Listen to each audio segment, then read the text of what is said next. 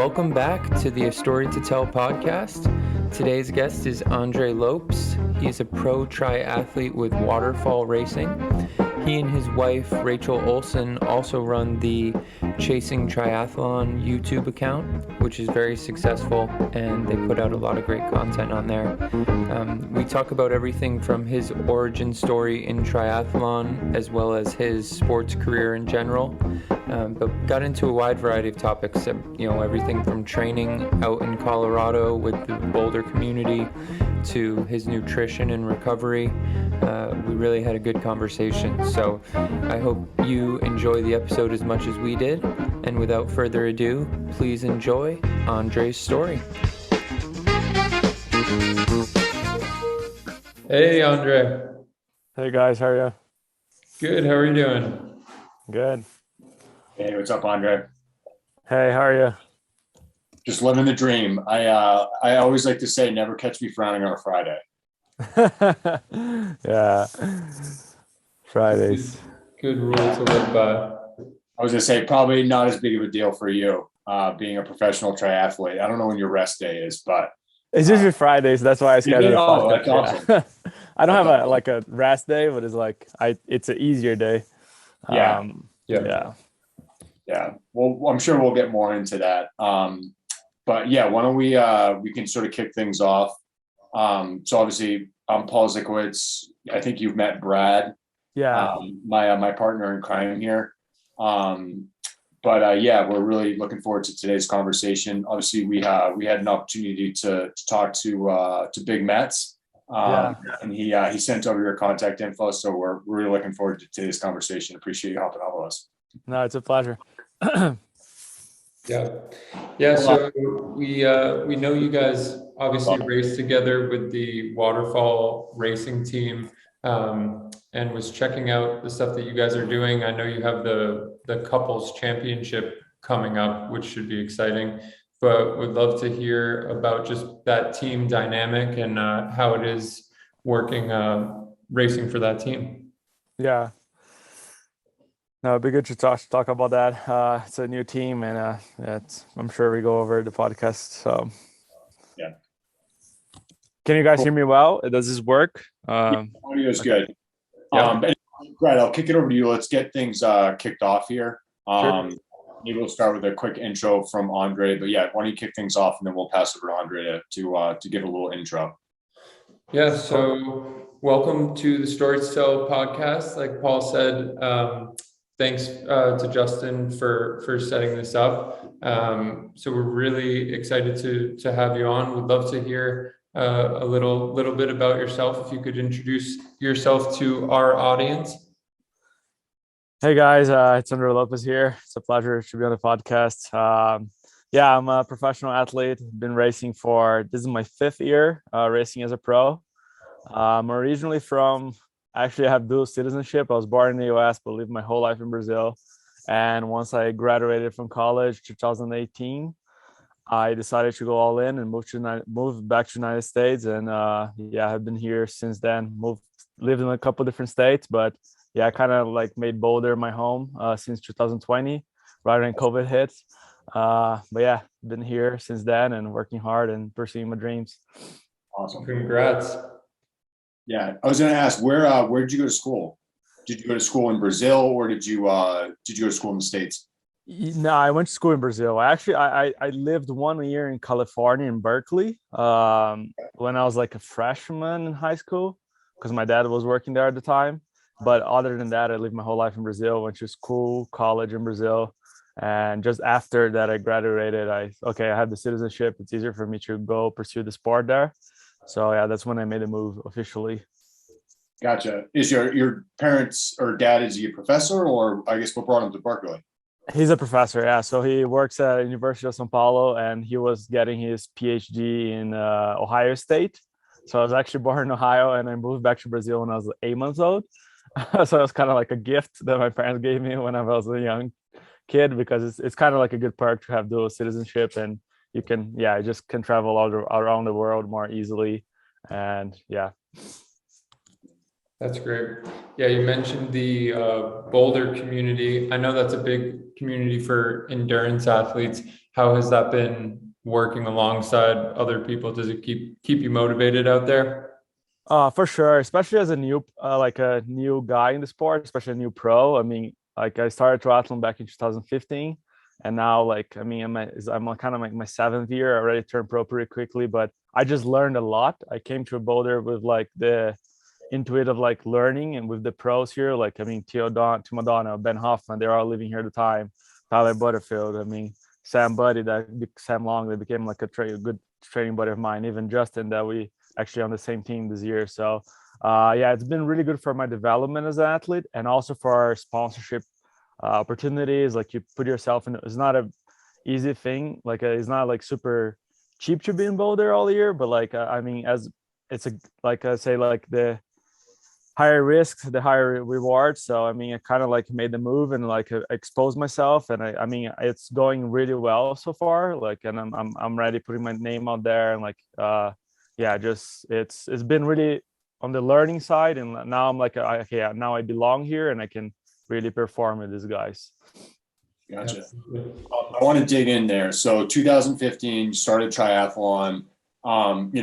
Most pros that we talk to, they're obviously not jumping like straight into Ironman. But I'm interested to hear like what kind of brought you to triathlon, and then from there, what was your trajectory into Ironman? It's a pretty controversial because my first triathlon move was signing up for an Ironman. Just like a lot of age groupers, okay, I want to do the Ironman. Because I was living in Florianopolis, I went to college there. They have an Ironman, the island. It's an island in Brazil, south of Brazil. And I was a staff, and I saw all these old people finishing, like older than my grandma. Say, "Oh, there's no way I cannot do this." Like, I grew up playing soccer. I've always been an athlete. Played tennis, surfed, did a little bit of bodybuilding. So I did a little bit of everything. But I always had the dream of being a professional athlete. And when I saw that, I say, "Oh, that looks cool." I mean, it's not like a super popular sport. I was like, I want to do that one day. So I just signed up for my first Ironman, and of course I did like a sprint race, and then I did a half, and then I did the Ironman. And yeah, I did an Ironman 2016 with like 8 months of training, and I qualified to Kona, raced Kona as an age group. 2016, I think I was 6th overall there in my age group, and then 2017 was finishing my studies, and 2018 I turned pro. Very cool. Very cool. Sounds like you kind of caught the bug. And then from there, you're like, all right, I think I got some legs here. And then decided once you finished up school to dive headlong into Ironman. So yeah, exactly. Not super outside of, I guess, what we hear, but I was going to say, yeah, that's a pretty quick transition from like sprint to Ironman for sure. Yeah, I once I did my first race, I was already podium, like in the age group field, like in the sprint race, the half, and I knew I had some talent, but I knew I had some like a big engine, and I'm a pretty good runner because I play soccer, play tennis, so I have like a lot of like agility. But I become like when I started building my aerobic base, like I started like running 6:30 for me. It was like my pace as an age grouper. And now, yeah, it's just like, yeah, it's fast. I was like, because like one of my buddies that got him into the sport, like he was doing the Ironmans, and I was like staff on a race, and it's like I went to run with him, and like we were running like 10K for like 40 minutes, like in my first run.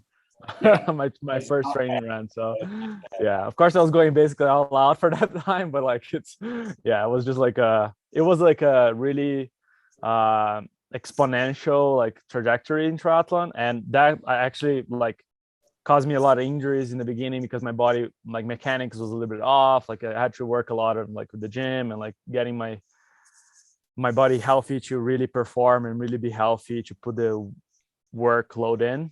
But yeah, that's great. Yeah, it's having that soccer background definitely helps with the aerobic capacity. Get a good head start on that. So you mentioned a couple of things in regards to your mentality of going all in. So whether it be like pretty much jumping into the Ironmans, I know you said you did a half first, but or even in your career choice, right? Deciding to go in and become a professional triathlete. I'm interested to hear, has that always been your mentality to go 100% full gung ho? And also, does it apply in other aspects of your life, or is it specifically for like physical training? No, definitely. That's actually a good point, dude. I thought about it, but like actually, like you speaking, like, oh, does it apply to other areas? Definitely. Like I've always been a kind of guy that either go like 0% or like 100%, or even like 110%. So even like whenever I was playing soccer, I wanted to be a professional soccer player. I was playing like 3-4 hours a day with my buddies. Then I transitioned to tennis. I was playing like 4 or 5 hours a day too. Like, but yeah, it's just like an expensive sport. It didn't work out. And even in my studies, because in Brazil, like it's a little bit different in the US. Like if you get like really good grades, you have to pass like a test, kind of like SAT to get into college. And there's like limited spots for like free, all inclusive college for for the public schools. And I passed the test. Like I was like free college for my 5 years of studying for like engineer degree.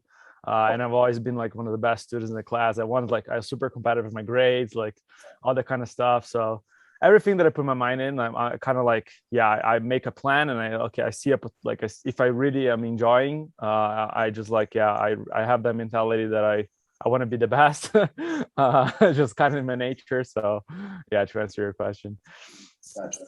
What were your parents' thoughts? Like obviously your dad, professor, not sure what your mom sort of pursued for a career, but obviously sounds like you were pretty capable academically. I guess what are their thoughts about your decision to sort of head in the direction of triathlon? Yeah, in the beginning they were not really excited. I mean, yeah, because I was like already working. I had a full-time proposal to work like a big company in Brazil, like a multinational company. And yeah, I just like when I had my boss gave me the contract, say, oh, sorry, I'm gonna actually pursue this triathlon thing and move to the United States. So yeah, it was a little shock for them, but like now they look back and they see I'm happy and like I'm making it work. I feel like everything that you put your mind into it, like you have a game plan. And I always have the engineering degree that I can go back to and work in the future, or even work in the triathlon area with some companies.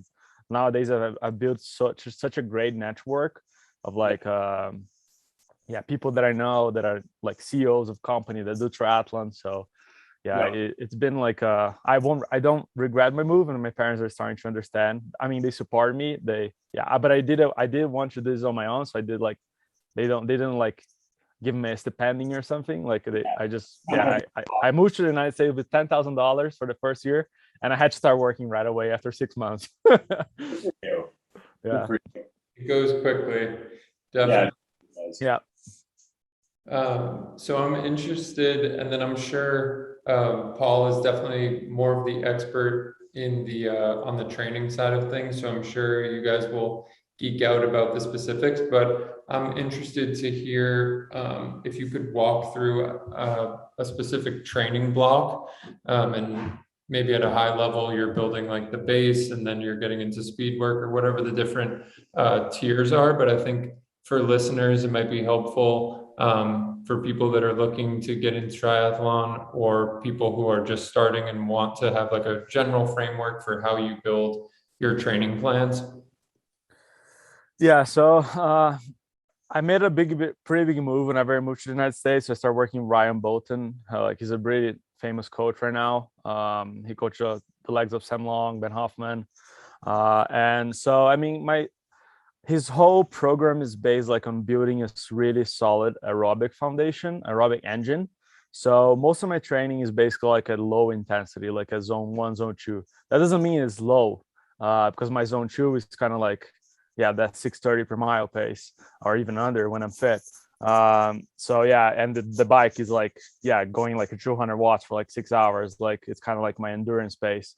But yeah, so like through my weekly like structure is usually have like 3 active recovery days, and then 4 work days. So I kind of do like 2 work days, 1 recovery days, 2 active recovery days, and then 2 work days, 1 other active recovery day. So I kind of do like 2 microcycles within like a week, and then I usually my periodization is like 4 weeks. So like 3 weeks of like really really good work, like putting the workload in, and 1 week to like active recover, so that like the intensity comes down like almost like 90%, and then like I just keep like the hours shorter. But yeah, just like the training block goes like this, and the first part of the year we work a lot in strength, so a lot of heel work over gear, like heel reps on the run, and we transition that to like a more like a specific 70.3 work, threshold work, and then to like really focus on the Ironman pacing. That is kind of like my goal right now, to race Ironmans. But it varies a lot, because yeah, we don't work a lot of speed right now. Like this time we don't, like a lot of people like do track sessions every week. I don't do a lot of track sessions. I do like 2 an hour 90-minute plus runs a week, and those are like my workout days. And the bike, I usually do like 2 bigger workouts that are 3-hour plus, like so either like a 3 and a 5 or like a 4 and a 4. And I basically swim every day, because swimming is like kind of if you want to be a pro triathlete, you got to learn how to swim and be really spot on in your swim, because you can make it or break in a race. Yeah. You're going to be partaking in that swim meet that the big unit's going to be doing this weekend. Yeah, I'm giving him tips. He's trying to make 11:30. Yeah. I loved his post about that, but I was curious. I mean, obviously you're a runner, so I assume that running is probably your favorite of the 3 disciplines, but not sure. I guess so. I guess, what is your favorite of the 3 disciplines at this point, and does it change? I know a lot of triathletes, to your point, are like, trying to focus on swimming, for example, because historically it's the weakest of the 3. Yeah, I'm curious to hear your take on that. Yeah, running is what, like, let's say what comes easy to me. Like, for example, for Sam Long, like the bike comes super easy for him. Like he just like that super sharp power. The guy can not train bike for like a month, and is gonna go like smash. It's gonna be even fresher than when he trains. The running is kind of the same for me. Like, yeah, it just like it comes easy. Yeah. But I mean, I really enjoy the bike right now, because it's so enjoyable to go out on your bike and explore, like do big rides. And I've started, but like it's kind of my weakness, because like I'm like more like a skinny guy runner type. So I have a hard time putting muscle mass on and really like doing recruiting the muscle to like push really hard for like short periods of time, like an hour effort. Like I'm good at the longer stuff. And the swim is just like something that I've enjoyed too. Like, I mean, I got injured a lot when I started triathlon, so that's forced me to get in the pool like twice a day. Like even in college, I was injured most of the time. So I was like, I was just swimming like twice a day. So I really like, and because that's also something that I came to realize, that because I play tennis competitively for like 5-6 years, I developed a lot of like neurologic skills with my arms motion, and I applied that to swimming, like how to mimic like a stroke, because I had to do like imagine how many repetitions with like a tennis racket I had to do like over like a week, and that translated really well to swimming. Yep. And now I consider myself, every year I'm like getting, like right now I swim with the Julie Dibben squad here in Boulder, and I'm like, the first year that I moved to Boulder, like 2020, I could barely hang with Justin, Theo, and Flora. Now I'm like fighting stroke by stroke with those guys, and I'm sure like it's a progress that like swimming is like you just got to put the work in, focus on your technique, and keep building the engine, because it's not about pushing all the time, but it's like about focusing your form and see how you move in the water. But yeah, I'm a balanced athlete. I like all the 3, and I find joy in all of them, but running will come easier. Swimming is becoming a really strong part of my training, my skills, and bike is the one that I always have to put a little bit more work and see how can I make more aero gains and more fitness gains. And the bike is definitely tough, but it's nice having the asset, because I know a lot of triathletes also do struggle with the run. Like I feel like a lot of them come in, they love the bike. They may struggle with the swim a little bit, but the run is definitely, that's where you win or lose the race, right? Yeah. No, it's I think that's a really good perspective, and interesting, obviously, on the swimming too. Like I know, folks that follow triathlon pretty closely, they follow Lionel Sanders, like he's been hitting that pretty hard, right?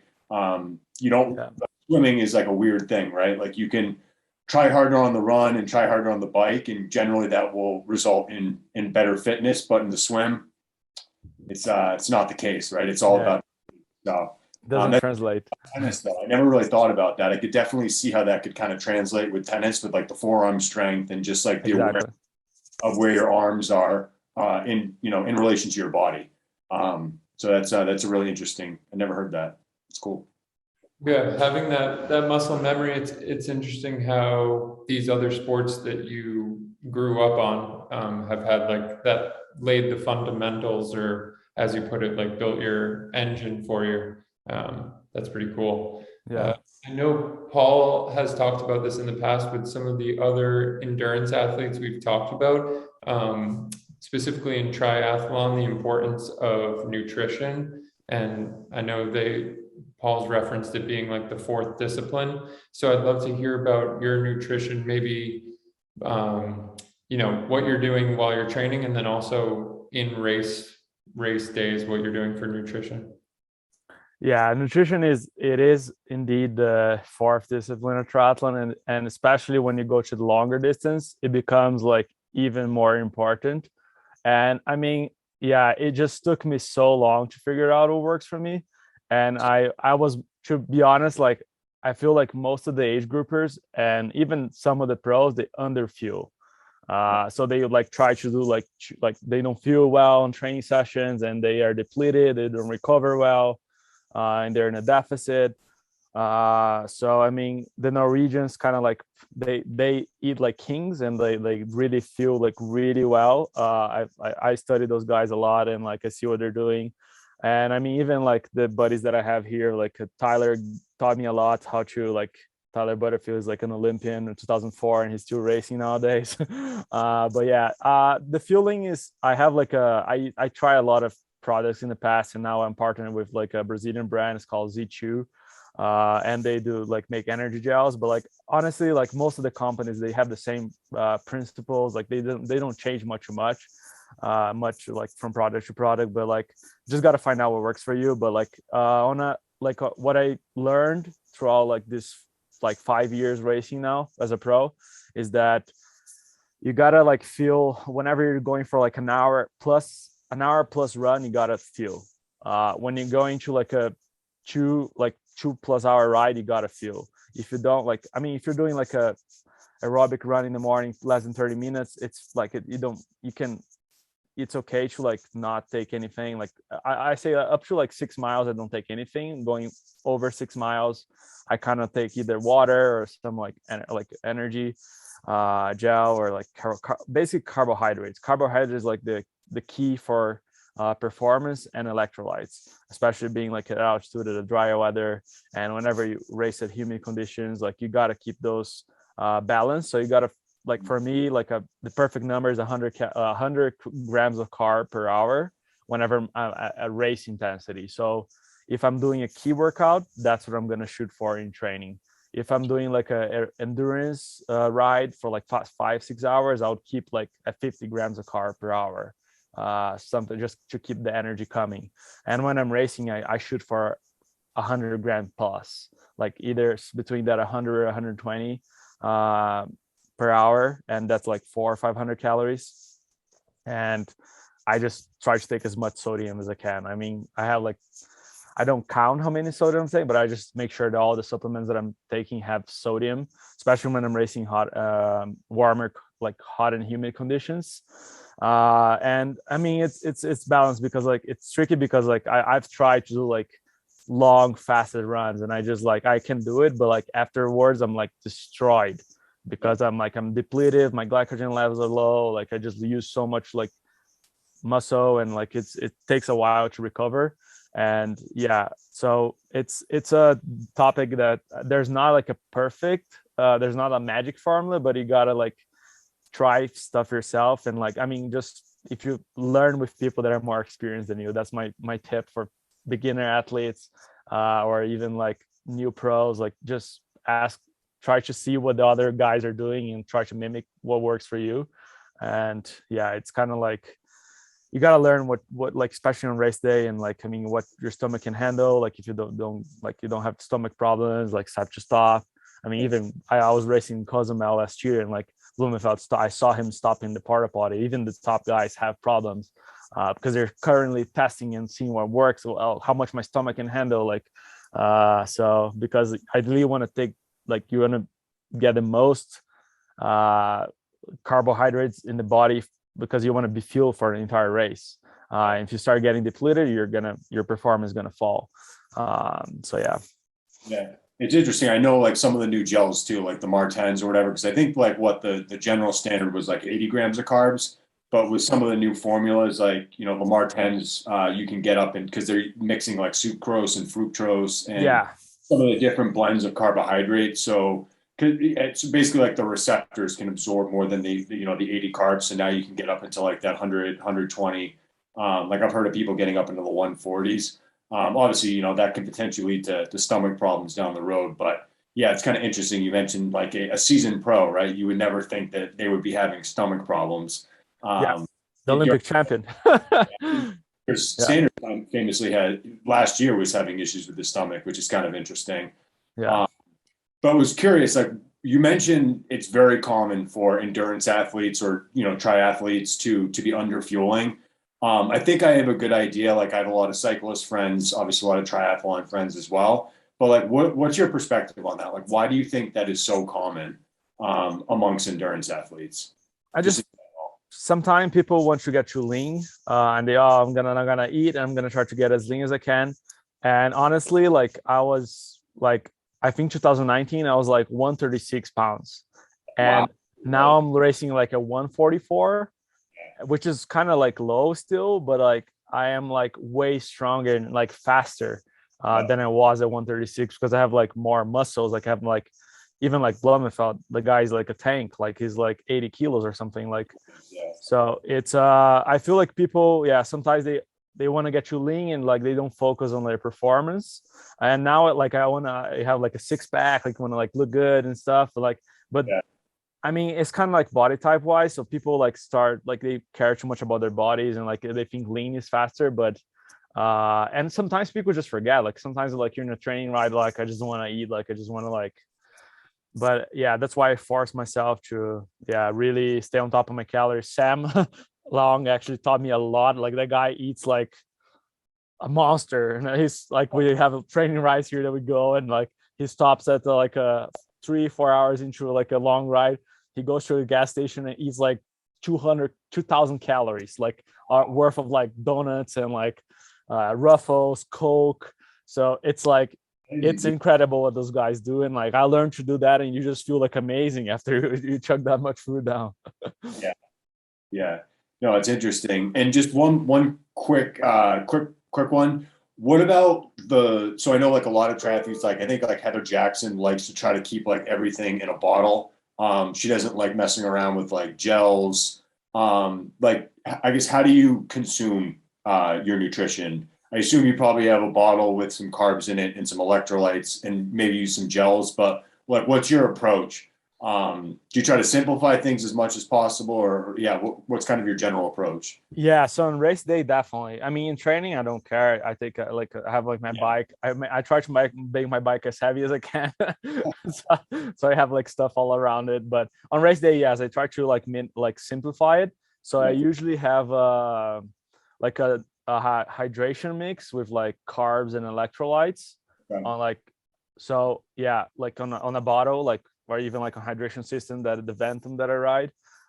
So I just put like all my calories, like I make a super concentrate, like with like for a 7.3, like around like on the bike, like 200 grams of carbs, so 800 calories, like, or even a little bit more on the higher side. And for an Ironman, I even make like more concentrate. So like I just like get water in the aid station and just fill that thing up. Just hit the bottle, So like it's easier. And I also take some gels. So I have a bottle with gels that I just put gels on, and I just dilute, like put like 10 gels on and just like dilute with water. But I've done like, it's up to like whatever. I didn't have a bento box on my bike when I raced for 17.3, so I didn't. But the effort of like getting the gels and ripping them off and like eating them. Sometimes it's easier to have a bottle with them diluted, but you only have one flavor. Yeah. So it's kind of like, it's personal, but you just got to see what kind of cars you have. If it's a dead flat course, you don't want to get much of aero, and then you want to simplify the most you can. But if it's like a course where you have a hill, like you have time to like mix it up a little bit. So I feel like it's a mix. Yeah. Yeah. I know I've always gotten concerned about like, I've kind of played around with that a little bit too, but I always get nervous about like dropping a bottle. Like what happens if I drop that bottle with like all of my stuff? Yeah. That's the other thing. That's my biggest fear. Cause I mean, it's happened to me before in a race. Some of the 70.3 courses and Ironman courses in general, like, they're typically in, some more undeveloped parts of the country. Can happen. Roads are not great sometimes. So that's why I always take 2 sources or even 3 sources of like on the bike. I like not to have only one, because if that thing falls off, you're screwed basically. You're screwed. Yeah. And I've seen like a lot of athletes done that, like especially if they are like not careful, where they like we're coming out of transition, they hit a bump, poof, all their nutrition is gone.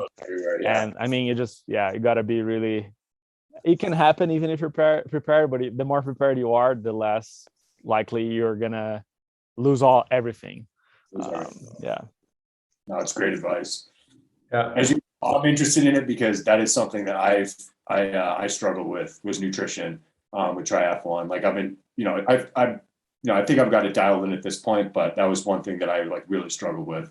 I usually always take more than I need, because I mean, especially on an Ironman race, 7.3 you can get away with it, but Ironman, you don't want to be under fuel on an Ironman, because it's going to hit you at some point in the marathon.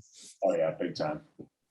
So you were talking about, Paul mentioned like the different places, obviously, that you have the Ironman races, and you had mentioned before going to Kona. I was interested in how that climate was racing there. I know when we talked with Mark Allen, he specifically was talking a lot about not only the climate, but just like almost the energy there. When you get off the plane, it's like a whole different environment, a whole different feel. So I was interested if you felt similar feelings there, and how that like affected your race. Yeah, like growing up in Brazil, like I grew up in a city that was like we call it hell on earth. So I mean, on the suburbans of São Paulo, like it's a pretty hot and humid area. So that, like, Kona was, I mean, if not hotter and humid, about the same where I used to live. So I mean, I felt it, but I was really adapted to it. So it didn't really, like, I mean, it was kind of like, actually that's kind of my secret weapon, and it's like I'm a small guy, and like I feel like I can perform better than other people on the heat.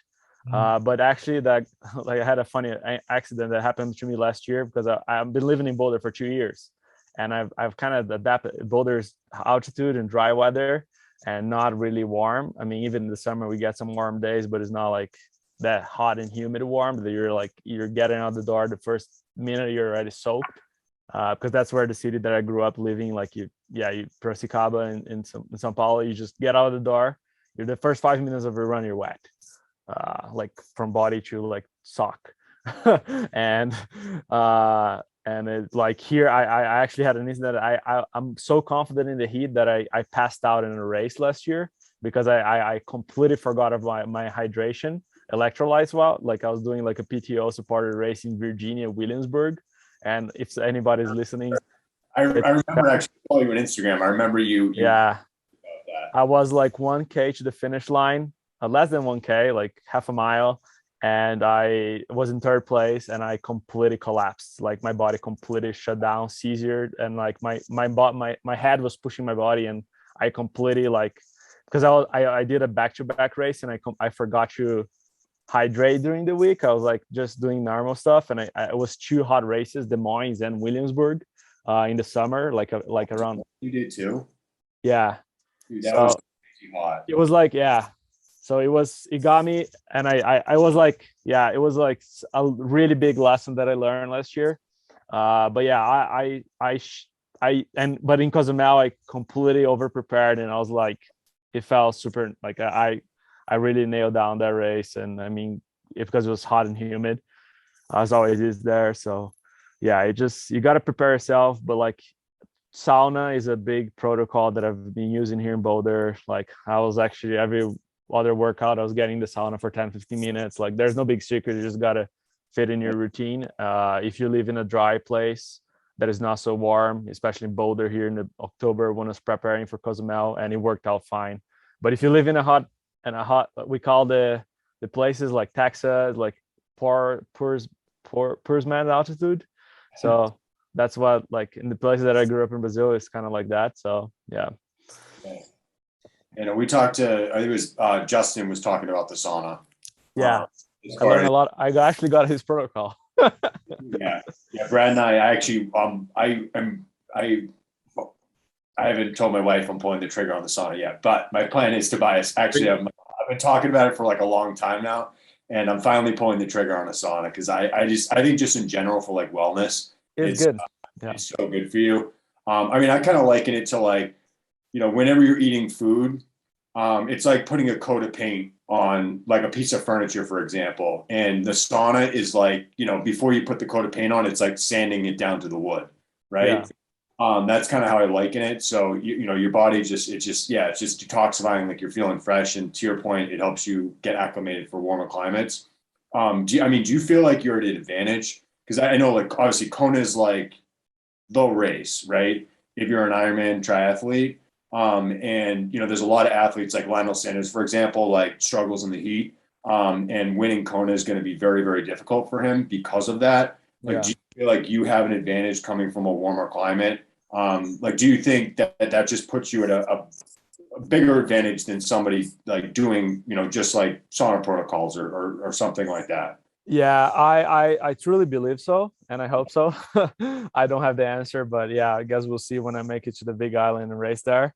But I feel like, I think something like, if you know what I mean, like you're born there, like you've lived there for in a hot climate for years. I think that, you just have a natural advantage because of that. It helps, yeah. So you had said something that was interesting that I actually wrote down during that race that you like bonked right before the end. You said that your head was pushing your body. And I'm always interested I know that, being like an ambitious person, you're mentally strong, you have a lot of fortitude, you can put yourself through a lot of pain. I'm interested, how do you toe the line between like what's too far and what's just that sweet spot? Do you have anything in place? Obviously you've pushed yourself to exhaustion countless times, but I'm interested to hear how you toe that line. Yeah, it was like a little bit scary because I didn't remember, like it was kind of like flip a switch and I don't remember what happened. I just remember waking up in the ambulance basically, and just like, pretty much like I didn't even know where I was. So but like it's a balance that I'm trying to find now, but like what it came down to, like nutrition and hydration. So if you're well trained and you're confident in what you can hold for like a pace wise, and you just got to make sure that you're hydrated. Like I just completely screwed up the hydration, and I was like, my body basically, like, honestly, it's really hard for you to push. It's almost impossible to your head to push your body to a level that you're going to basically cure yourself, because something's going to shut down before it's going to send a signal. That's what happened. Like I don't know what the organ that is like in my stomach, that like something that like that gave a signal so strong to my head that it completely like shut down. Like he went shut down organ by organ, and like so it wouldn't cause a bigger damage. I don't know if you get what I mean. Like it's So it was like I pushed myself so hard with my head that my body itself sent a stronger signal to my body, like to main organs, to like for system of my body. I don't understand much, that completely shut down my body before something worse could have happened. See if that like answer your question, but like Absolutely. Yeah. I'm always interested in that type of thing. And I know that obviously this type of training takes a toll on the body. Yeah. You mentioned sauna. What else are you doing for injury prevention? You mentioned the active rest days. Like, what type of stuff are you doing to prevent injury? Yeah. So that's also like a really delicate topic, but I found that massage therapists, they help me a lot to keep my body loose and like get some trigger points loose. And so I get a massage every week. I actually sometimes get it twice a week, depending on the time of the season. So that's kind of like part of my must do in a week for recovery. I sit on the boots at least an hour every day, Normatec boots. I try to foam roll like in between, like whenever I'm not seeing the massage therapist, because it's kind of expensive to go every single, like, I mean, for Dino, like all those guys, they have like Ben Hoffman, they used to have like a massage therapist they see almost every day, because they just want to keep really on top of it. And I really believe on their work. If I could afford it, I'll probably have like 2 or 3 times a week. That's kind of like, yeah, if you're really trying to be healthy and be strong and absorb all the training, you gotta have like do all the homework. Sometimes when I have a bigger issue, a dry needle, I try to dry needle through. Like it's like I was having like a calf issue syncosum now that I kind of like did a overstrain there, like, and it's been bothering me. So like the massage was like helping, but like the dry needling really helps to, like, if you're having like some bigger issue. So I always try to prevent before something happens. And just like before, when I was an age group, I was just like running my body as hard as I could until something like really bad happened and I couldn't run anymore. Like, because usually come on the running that most of the people that get injured. But other than that, just fueling, like eating really good food on a daily basis. Make sure you're on top of your protein, your carbs intake, and sleep. It comes down to sleep. Like, I mean, all the people get this whoop or ring, like, my recovery, but it can't, like they're measuring the sleep. But like, man, if you're not getting 8 hours of sleep, like, it's a magic number. Like, if you have a good night of sleep and you're sleeping more than 8 hours as a pro, or like even as a normal person, like, I mean, I feel like you can get away with 7 when I was like racing like age grouper, but like 8 plus is like the magic number for endurance athletes. And like, even like it's a funny story. I was training when I moved to the US. I was training with Caroline Ruttish, which is like she won Boston Marathon 2014 or 15. She's coached by my coach, and that girl, she sleeps like more than like 1/3 of the day she's sleeping. So she like sleeps like 10-12 hours per night. She wakes up at she'll go to bed like at 8-9, wakes up at like 7-8, goes to her run, she cooks breakfast, she goes back to bed for another 2-3 hours nap, and then she goes and work out again, and then she cooks dinner and she goes to bed.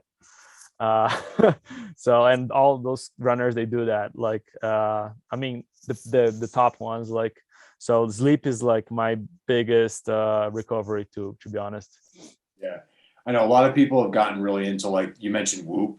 I messed around with the Whoop strap a little bit, but I'm sort of on the fence. I mean, I work for a technology company, and I definitely see, obviously, with like all the and triathlon in general, like, they were the triathletes, I think, were the first ones to use power. They were the first ones to use like aero bars. I guess Le Mans was technically the first one to use aero bars. So triathletes are just in general, open to using new technology, but I feel like it almost held me back.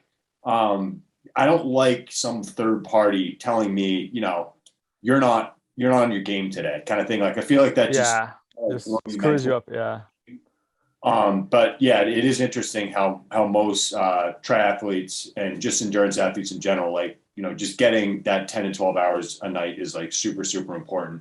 I did want to key on a little bit more around the recovery. Like, do you ever mess around with like any like cold, like any ice work?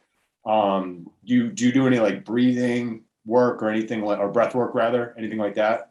I do a little bit of cold therapy. I feel like I don't like doing too much, because I feel like sometimes, like, if you every single session you jump on an ice bath, like, it's like my coach told me, like, a lot of people tell, like, you you prevent the muscles to like naturally adapt themselves and get stronger. That's kind of like the principle. But I like it sometimes like to just like, yeah, we have a cold bath at Raleigh Sports here where we train, and like, I mean, I'm jumping there like at least once every 2 weeks. I mean, sometimes more. Whenever I'm like as close as it gets to the race, I jump more. And I just feel like depending on the temperature, like 10 minutes. But I do like the hot tub too, like to loosen the muscles up a little bit. I kind of do a little bit of both. Like, so yeah, not, I don't follow any protocol. I try, like, sometimes I do like 3 minutes. Sometimes I just sit straight. I don't feel like there's a magic recovery protocol. There's like the equal time. There's like the full time on the ice bath. I don't do breathing technique. I feel like it's kind of like the next step for me. I never had it. I never found the time. I never made the time. I hate saying that, like, I have never had the time, because you always have time. You just got to make the time. But yeah. Yeah, I know. I'm always curious. I've tried messing around with ice. I could definitely see what you're saying, though, regarding what your coach was alluding to. Because obviously the body has all of these natural responses, like, inflammation, so on and so forth. And that causes, cascading effects. Obviously, if you're jumping in the ice bath, it drastically reduces inflammation. Yeah. So I could see how that could potentially lead to, less adaptation down the road. Along sort of the line of breath work, I know we're kind of bouncing all over the place here, but I'm curious about like visualization or any sort of, I know, probably stealing a little bit of Brad's thunder here. He likes the visualization thread, but like, are you doing any sort of like visualization, like, or any sort of techniques like that prior to racing? Just curious. Yeah, I mean, not really, because I have like a approach that I am still like a young pro, and I don't have to win a race yet to be like successful. Right. I measure my success like with every race I'm learning something. So actually the race that I don't do well is the race that I learn the most. But yeah, I don't like putting too much pressure on myself, because I feel like that's not good. Like, I gotta win this race. I gotta like do that. I gotta like make a break on this race. Like I want to do my best, and I want to learn, because like most of the guys that I'm racing, they have been on the sport for a long time. This is my 7th year overall in triathlon, and some guys, they've been training like since they're 10, 12, like, and they have way more experience, way more baggage than I have. So if I try to like be on their level like right away, it won't go well. That's because like, yeah. So yeah, I have to approach that I'm here to learn, and every year I want to be better than last year. Yeah. Smart approach. That's really good. That's awesome. Yeah. Speaking of races, I know we alluded to it earlier. I'm interested to hear about this upcoming race in the beginning of March, the couples championship. And I'm also interested to hear about if there's any trash talk going between the teammates. I'm sure it's getting a little competitive, but is there anybody that's talking a lot of trash, thinks they're going to take this home?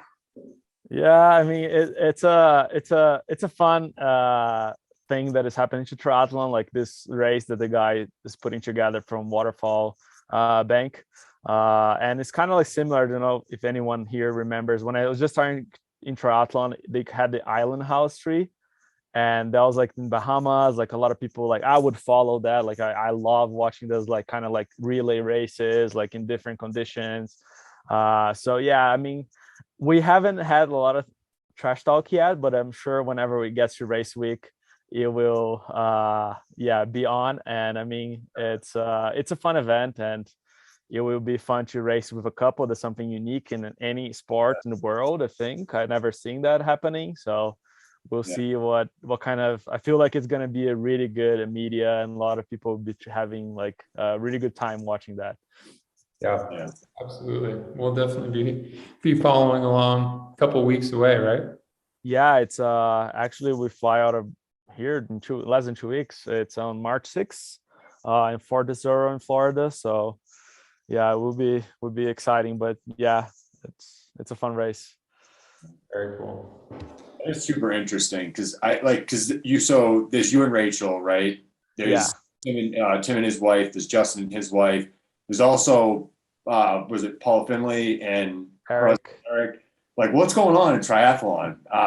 Where there's like all of these couples.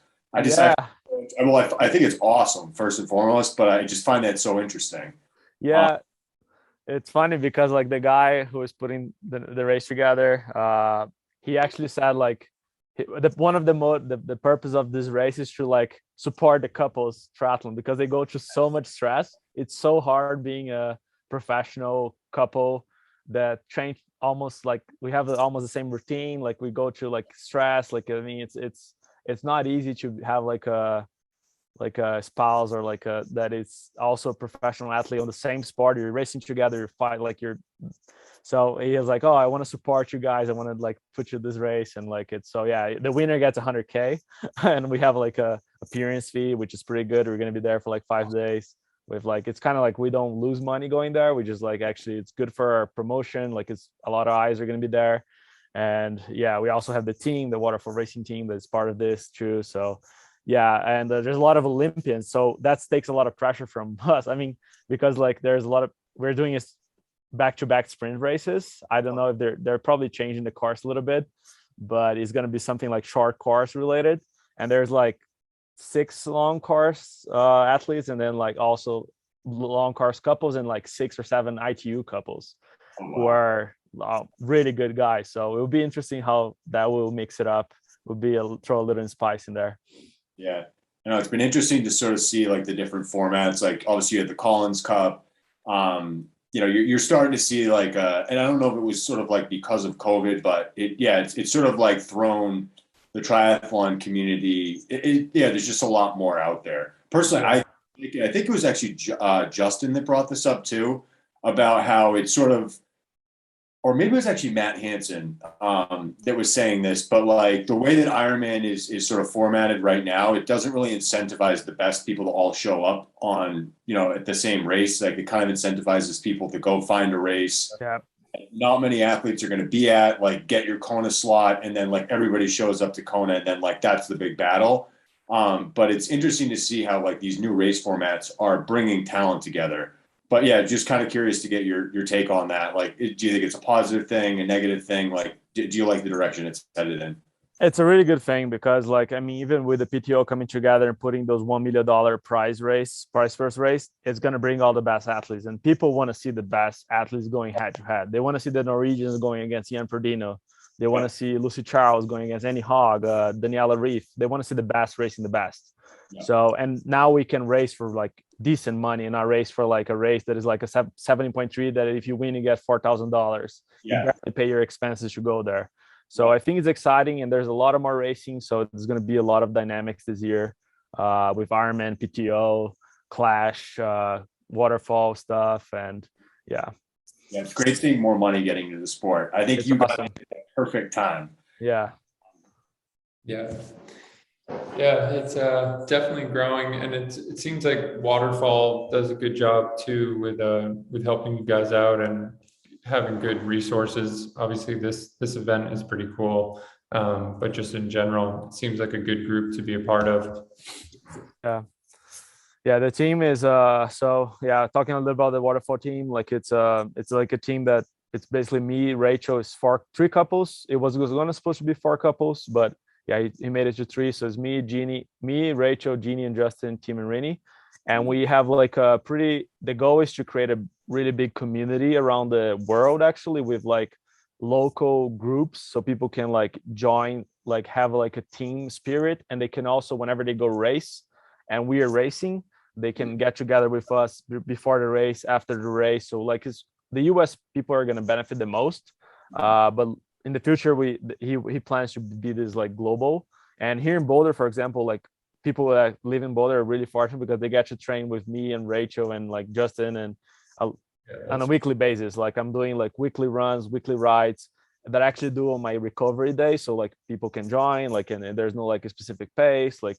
And yeah, we're just creating a really good community. And yeah, it's just like a cool thing for the sport, and like it helps us a lot to like promote ourselves and like support each other, and like yeah, so it's been really good. That's really cool. Yeah, I love that vision for it. That's great. Pretty cool to hop on with a pro if you're just like, out there getting to shoot the shit with you guys. And we are. Yeah, and we're also having training camps, so that we're gonna have a training camp in Boulder, like a week-long training camp around June, and we are also having a training camp in Clearwater, where like the bank is based at in November. So it's opportunities from people like all over the world coming here. And the other thing that's happening, like there's this facility that is being built by this guy here in Boulder, which is called the Altitude Village, and that's coming together like in 2023 maybe, but it's going to be like the base of the team, basically, with like a Olympic training facility that's going to be based out of Boulder. So that's like, it's kind of like under the radar. It's not officially yet, but that's what like the ultimate goal is for the team. Yeah.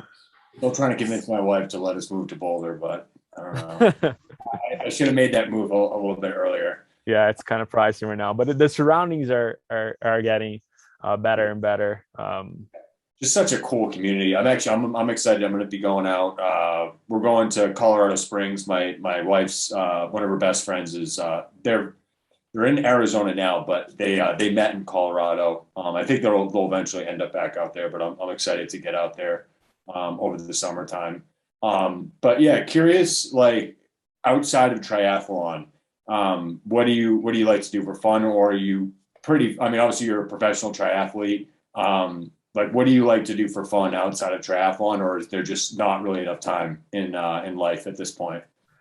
I mean, to be honest, man, I just have a lot of fun swimming, biking, running every day. It's like, it's my dream, and I just love to exercise. I mean, there's days and days that you don't want to get out of the door, especially like right now in the winter, where it's really cold. Sometimes it's snowy, but I mean, other than just exercising, I like to watch like Netflix. I'm just like a chill guy. I just like to I do some triathlon coaching, which is like kind of like a second job too, that helps pay the bill.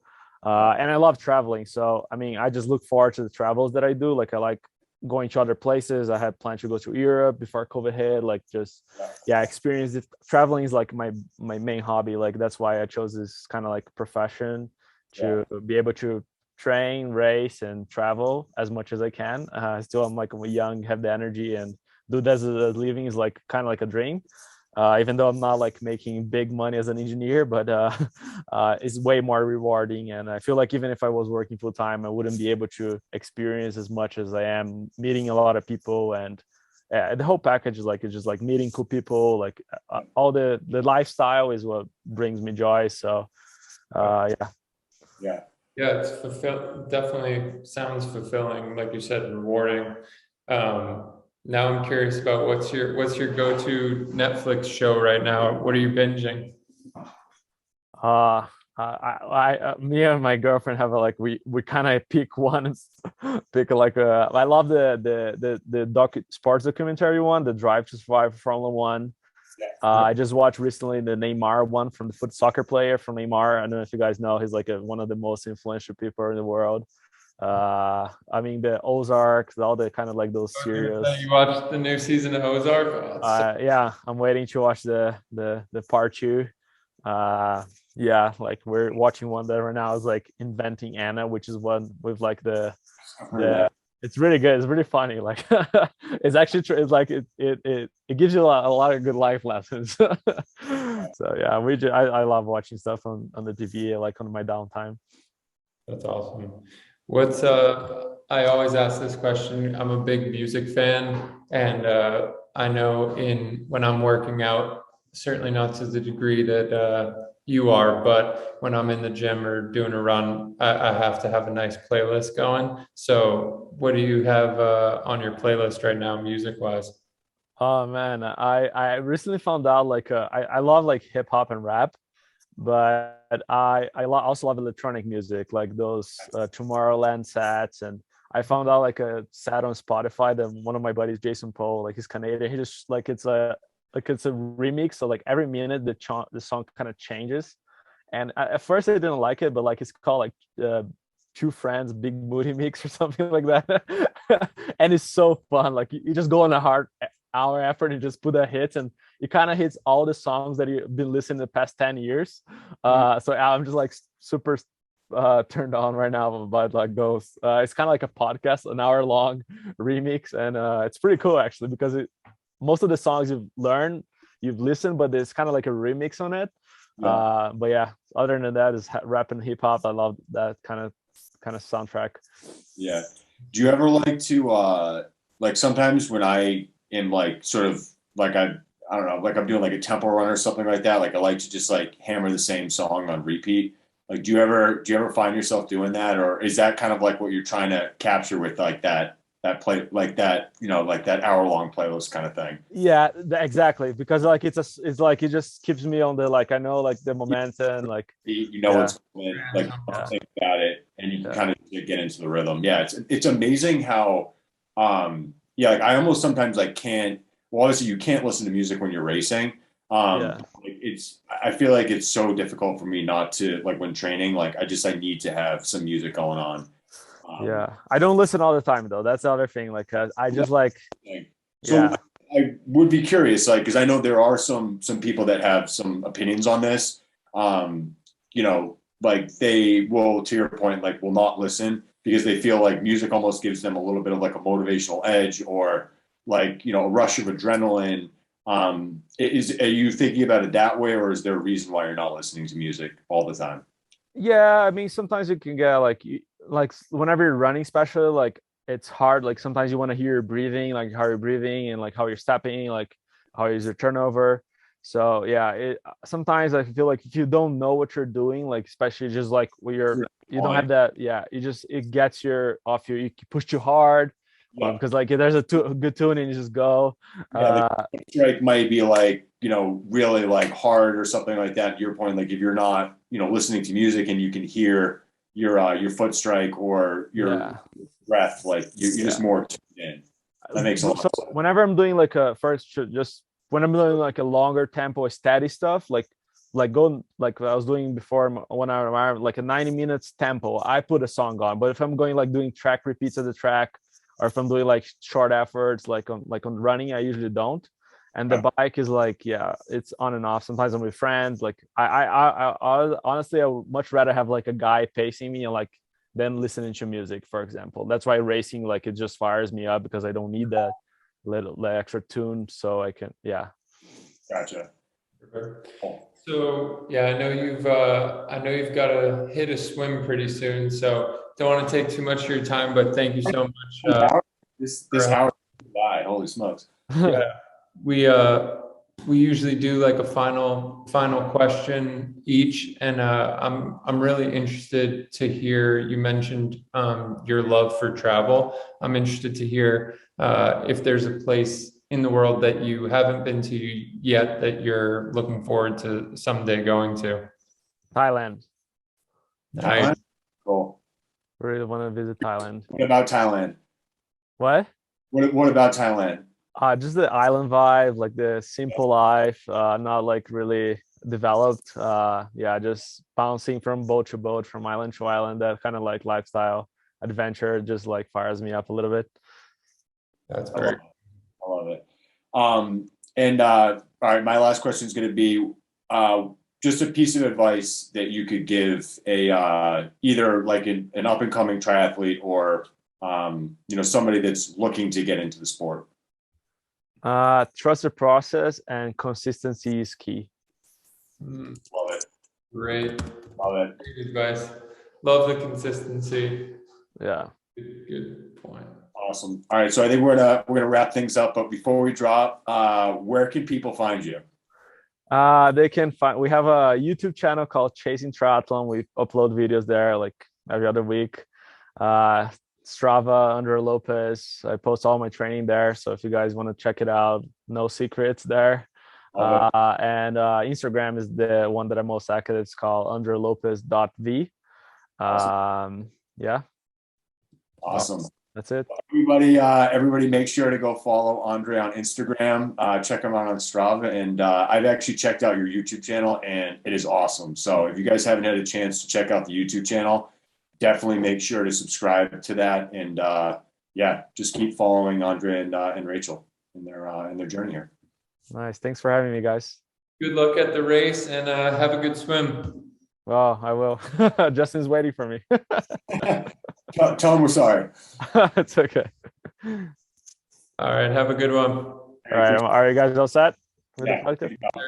Thank Cool. you. All right, man. Thank you. Yeah, let me know when it's going live, and then I can share it on my social media and stuff. Yeah. We'll send over like the final edit and anything that we're going to be posting. We'll just kick it over to you to let you know when we're going to be posting it, and you can give us the thumbs up before it goes out. All right, perfect. Sounds good. Thanks, guys. Awesome. Thanks a lot. Thank you. Bye.